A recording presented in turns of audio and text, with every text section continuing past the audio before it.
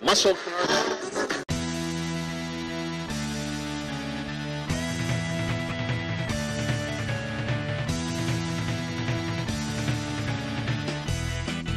Olá, seja bem-vindo no Daio com Ciro César. Toda semana a gente trazendo gente interessante do Daio, rádio, cinema, televisão, enfim. Essa semana a gente traz uma pessoa muito especial, que é do campo do humor. Já já a gente vai conversar com ele, mas eu queria te saudar, agradecer a tua presença mais uma vez no canal e dizer que a gente é retransmitido em 87,5, Rádio Show de São Paulo, Rádio Oficina Online e também aqui no nosso canal. Queria agradecer a nossa plateia mais animada. Muito legal, gente. E como eu ia dizer para você, um dos personagens muito presentes no rádio, Felipe Xavier. Você tá bom, Felipe? Mais uma vez, uma salva de palmas. Obrigado. Filipão, ele tem 42 anos, humorista, radialista, roteirista, ator, diretor de cena. Mais de 20 anos, você falava, mais de 20 anos mais de 20 rádio. Anos. E aí, velho, quando foi que você se identificou com voz para fazer humor? Como é que foi? Cara, foi na época de colégio. Tinha uns amigos da escola. Sempre meio que começa por ali, né? É. E a gente tinha por hábito, assim, uma brincadeira. Um dos amigos tinha um gravador de fita cassete e ele morava atrás da escola. Então, sempre que tinha um break na escola, às vezes tinha aula de manhã, tinha aula à tarde, a gente ia para casa dele, ficava meio sem nada para fazer e aí começava a gravar. Fazer brincadeira. Começava a gravar piadas na fita cassete. Aí toda vez que a gente pegava do ponto que parou e fazia mais um pouquinho.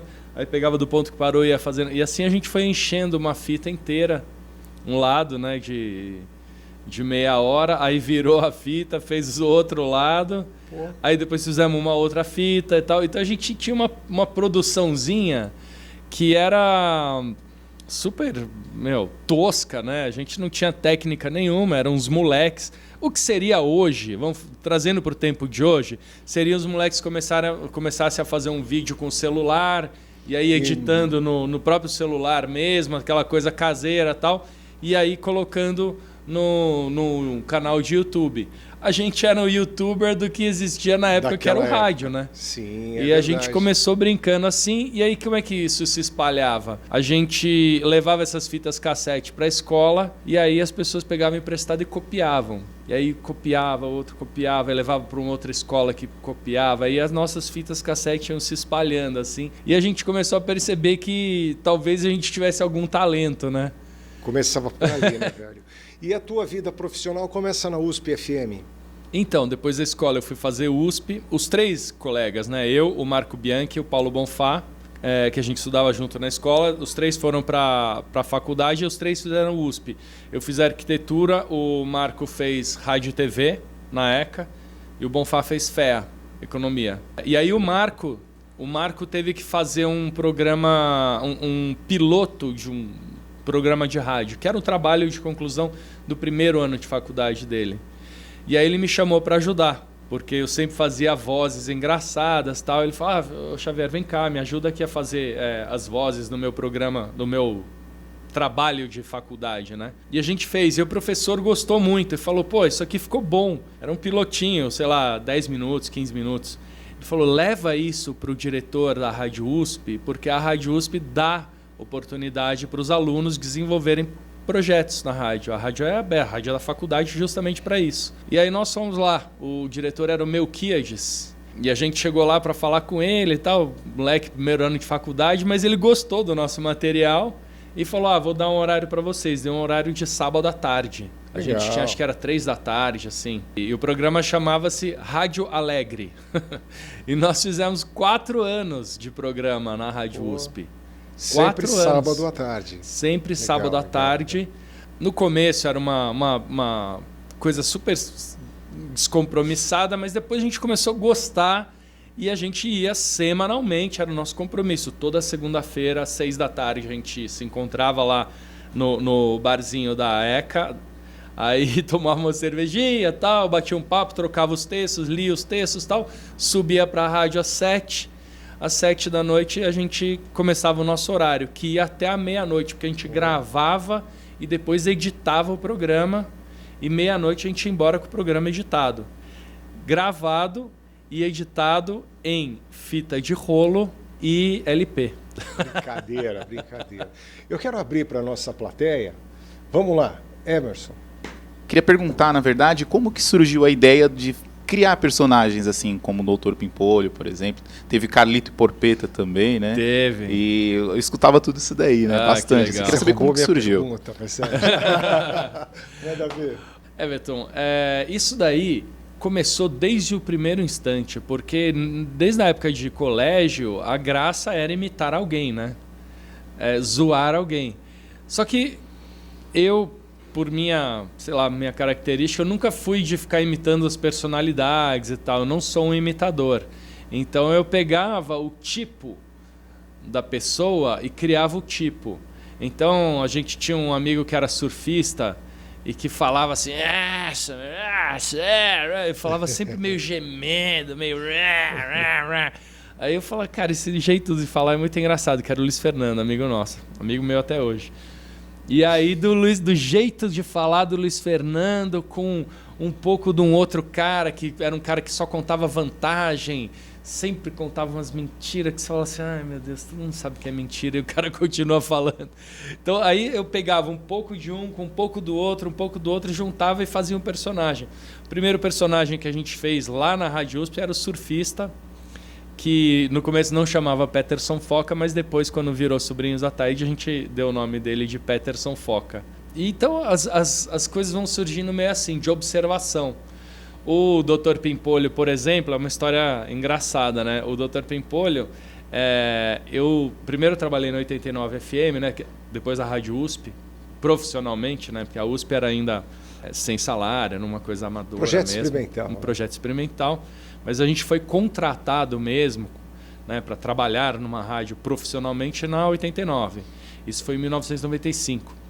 Aí que surgiu os Sobrinhos do Ataíde. Aí que surgiu os Sobrinhos do Ataíde, né? Que a gente adotou esse nome em 95 na 89 FM. Eu sempre fui pegando essas ideias assim. Quando eu saí da 89, eu fui trabalhar na Jovem Pan, que foi em 99. E trabalhei um período curto lá, trabalhei 1 ano e meio na Jovem Pan. Mas foi o suficiente para eu conhecer o Tutinha, que é o dono da Rádio Jovem Pan, que é o Dr. Pimpolho escrito, entendeu? E eu trabalhei lá. E na época o Emílio Surita trabalhava lá também, né? E eu fazia o personagem Homem Cueca, que estava fazendo muito sucesso. E eu falei pro Emílio, putz, eu queria fazer um personagem inspirado no Tutinha, né? Será que ele vai ficar bravo e tal? Aí o Emílio falou assim, não faça isso, meu Deus, se você fizer isso, ele vai te mandar embora na hora, né? Aí eu guardei a ideia. Aí eu acabei saindo da Jovem Pan e fui trabalhar na Mix. Quando eu fui pra Mix, eu falei, bom, agora eu estou liberado para fazer um personagem. Só que eu não falei que era o Tutinha, não falei nada, não falei pra ninguém, eu só peguei o tipo, né? Me inspirei no tipo, um chefe que sacaneia os funcionários, porque ele é uma figura folclórica, né? Todo mundo que é do rádio já ouviu falar da figura do Tutinha, né? Ele virou um folclore no rádio, por ter esse jeito super explosivo e tal. E aí eu comecei a fazer... A Cileide era alguma secretária dele lá? Não era. Você criou assim? A Cileide era... Na verdade, a Cileide era uma inspiração numa secretária que eu tive, que falava com essa voz, ai, Felipe, tudo bom com você? Sabe, essa voz meio... uma voz fina, assim, meio desafinada. Então eu ia pegando. Aí fiz o Dr. Pimpolho. Quando eu botei no ar, na Mix, no dia seguinte, o Marcelo Braga, que é o diretor lá, me chamou e falou, escuta, você tá fazendo um personagem tirando sarro do Tutinha? Aí eu fiz uma cara meio assim... Não. Falei, como não, cara? É igualzinho. Daí eu falei, bom, mas sei lá, né? Mas eu não tô falando de rádio, eu não tô falando de nada, eu não tô botando nome, eu não fiz nada, eu só peguei o tipo. Aí ele achou muito engraçado e falou, deixa, então vamos embora, né? Aí, putz, todo mundo ficou sabendo, né? Do meio rádio, os caras da Jovem Pan, você tá fazendo o personagem do Tutinha, não sei o quê. Aí eu soube que ele ficou sabendo, né? Aí ele ficou bravo, achava, um absurdo, ficou puto da vida comigo. E aí eu falei, bom, mas enfim, eu não tô falando nada, não dou nome, não falo, não menciono rádio, você não ouve nada a respeito do meio rádio, né? Eu fiz uma coisa só, um personagem. Aí, um belo dia, eu fico sabendo que uma amiga da minha mãe foi passar um final de semana na casa do Tutinha, que ele tinha em Avaré. E aí ela voltou e contou para minha mãe, falou, Camila, você não sabe o que aconteceu. Falou que no final de semana, depois do jantar, ele foi para a sala e tinham vários convidados, não sei o quê. Ele pegou e começou a botar as histórias do Dr. Pimpolho e ele morria de rir e ouvindo com todo mundo e todo mundo cagando de rir. Ele sabendo que era zoando ele e rindo pra caramba. E no fim ele aceitou. Aí eu falei, bom, se isso aconteceu, então ele achou engraçado no final essa história, né? Fora do ar, né? Que inclusive uma das que você se lembra, eu também me lembro dessa história, desse scratchzinho que ele chutava macumba e tudo dava certo. Tinha essa história, né? Foi isso mesmo, né? Muito bem. A história de chutar macumba, né? Que ele sai de casa e aí ele fala, nossa, tem uma macumba na porta de casa, ele desce e chuta. Aí a Cileide fala, nossa, doutor Pimpolho, isso é louco, chutou macumba, isso dá mó azar, não sei o quê. Só que daí tudo começa a dar certo no dia dele. Aí ele sai do escritório e fala, vamos dar uma procurada aí, vamos nos bairros assim, mais periferia, vamos tentar achar umas macumbas para eu chutar mais, Muito bom. E depois, quando você foi para a PAN, você já foi com o pacote todo? Então. Ele te contratou, continua com o Dr. Pimpolho. Exatamente, eu fiquei quase 9 anos na Mix, né? Depois dessa minha passagem de 1 ano e meio de Jovem Pan, eu fiquei quase 9 anos na Mix, e aí eu saí da Mix. Eu fui passar um tempo nos Estados Unidos, eu fiquei uns 4, 5 meses nos Estados Unidos. E aí, quando eu voltei, eu fui fazer um curso, na verdade, de direção de cinema. De direção de cinema lá nos Estados Unidos. E aí, quando eu voltei, eu também falei, putz, eu queria sair da Mix, acho que eu já estou muito tempo, né? Já, sei lá, aquela coisa assim, sabe? Querendo mudar um pouco, respirar novos ares. E como eu sabia que tu tinha... que no começo eu detestava o personagem e tal, eu sabia que ele tinha gostado, que ele estava gostando, ele ria, ele achava graça. Aí quando eu quis sair da Mix, eu pedi para um amigo meu que tinha contato com o Tutinha mencionar assim, que eu estava talvez interessado em mudar de rádio. Aí o Tutinha falou, a hora que ele quiser, ele vem para cá. Legal. Aí eu saí da Mix e fui para... Eu me lembro que você fez também umas paródiazinhas lá do Fuscão Preto. E você satiriza, muito boa aquela lá. Entrou no ar no Jornal da Manhã. No Jornal da Manhã. E quem te elogiou muito, não sei se você sabe, foi o Tiago Berraich e o professor Marco Antônio Villa. Falou, pô, que imaginação, muito legal. Era satirizando o quê? Eu só não me lembro Era o Paulo Preto. É isso mesmo, é isso mesmo. O cara que era da... Paulo Preto! Paulo Preto, você foi preso de novo. Ficava ameaçando o povo. Atrás das grades vai ficar. O cara que cuidava, como é que era o departamento do Detran? Não era o Detran, né? Foi um dos escândalos. Um dos escândalos ligado ao governo de São Paulo, né? Que está sendo apurado, enfim.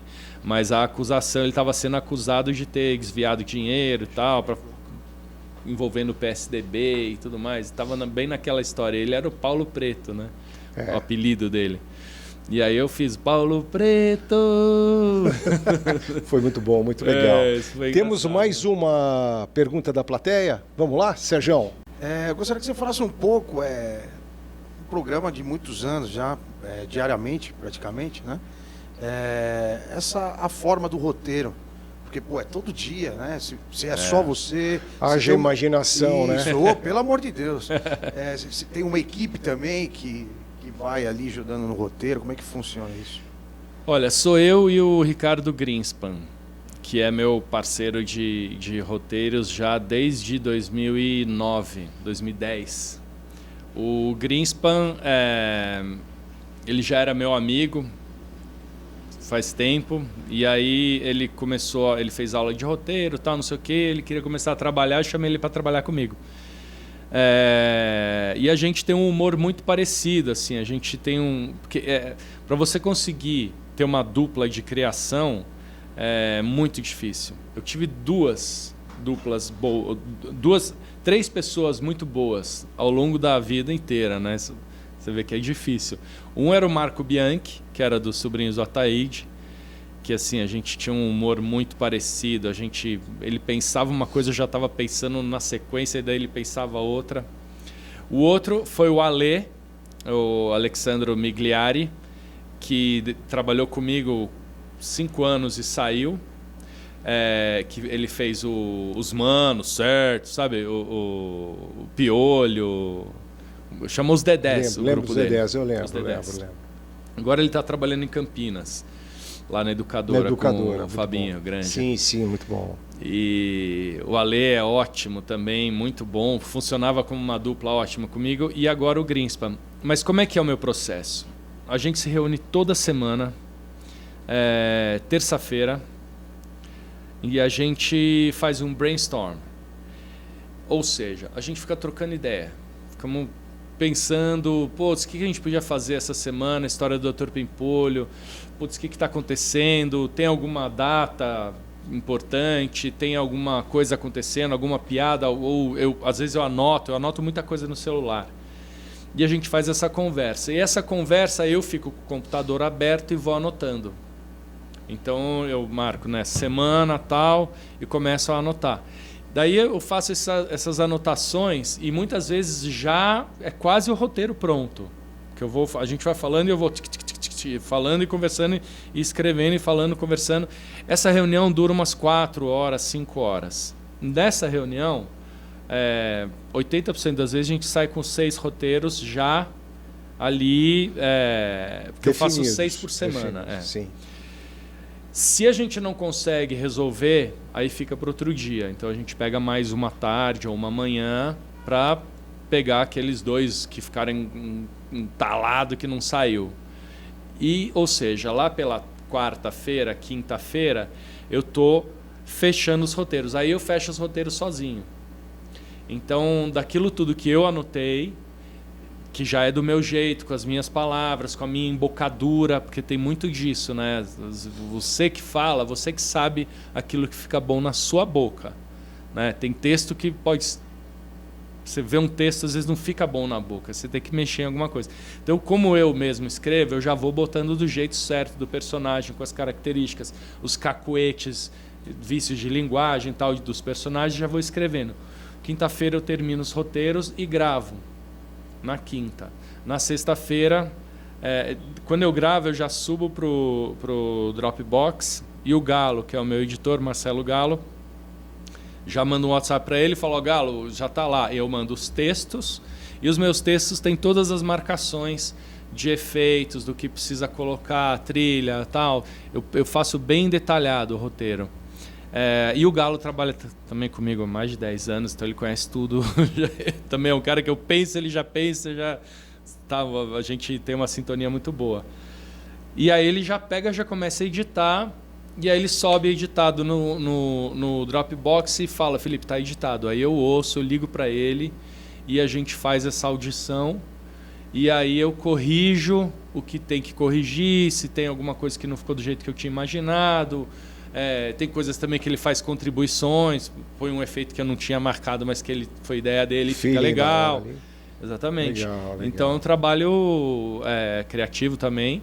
E aí no final a gente fecha esses roteiros e eu mando para a rádio na sexta-feira, depois do almoço. Então essa é a minha rotina semanal e ela só funciona porque ela é semanal e, aconteça o que acontecer, sexta-feira tem que entregar. Então, esse ritmo, essa porrada de fazer 6 por semana e com essa pressão de entrega semanal é que faz a criatividade funcionar. Muito bom. Bom, a gente vai encerrando essa primeira parte do vídeo. Agradecer a presença da nossa plateia aqui, gente. Obrigado. Semana que vem, aí eu quero que o Felipe dê uma canchazinha para nós e faça alguns personagens, né, Felipe? Boa. Semana que vem, colocar um Pimpolho, Peterson Foca, alguma coisinha aí Vamos que lá. você se lembre. Gente, semana que vem estamos de volta. Obrigado pela sua participação. Curtiu? Manda lá um alô pra gente, dá um toque no sininho, compartilhe o nosso vídeo. Tivemos a produção da Luciana Caxan, a direção do César Abreu e também a equipe de apoio aí da produção, os alunos de câmera da Rádio Oficina de São Paulo. No Dial com Ciro César, mostrando para você o rádio de dentro para fora, para você conhecer o rádio de fora para dentro. Gente, Felipe, obrigado. Obrigado pelo convite. Valeu. Muscle.